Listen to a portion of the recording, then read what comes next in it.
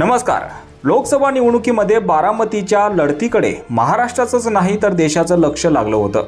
या सामन्यात सुप्रिया सुळे यांनी सुनेत्रा पवार यांचा पराभव केला। बारामतीतल्या या पराभवानंतर आता सुनेत्रा पवार यांना राज्यसभेवर पाठवण्यात येणार आहे। यासाठी सुनेत्रा पवार यांनी राज्यसभा निवडणुकीचा अर्जही आज भरला आहे।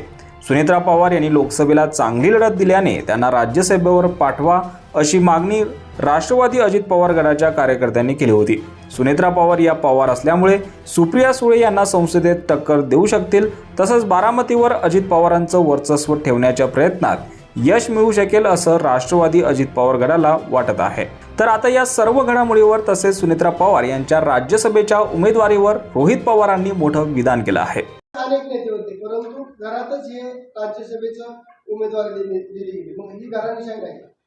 याच्यामध्ये थोडं वेगळ्या अर्थाने आपल्याला बघावं लागेल। अजितदादांकडे जे नेते गेलेले आहेत ते विकास निधीसाठी गेलेले आहेत। त्यांना पद पाहिजे होतं, नाहीतर या बहुतांश नेत्यांवर ईडी नाहीतर सीबीआयची कारवाई त्या ठिकाणी होणार होती, नाहीतर चालू होती।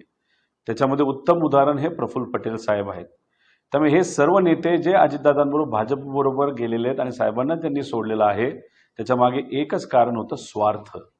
आणि स्वार्थ कारण असल्यामुळे या नेत्यांना जर खासदारकी मिळाली, याच्यातल्या काही नेत्यांना, तर ते भाजपबरोबर कधी जातील हे सांगता येणार नाही अशी भूमिका, नाहीतर असं मत दादांचं त्या ठिकाणी झालं असल्यामुळे दादांनी जो निर्णय घेतला तो राजकीय दृष्टिकोनातून कदाचित योग्य निर्णय असू शकतो।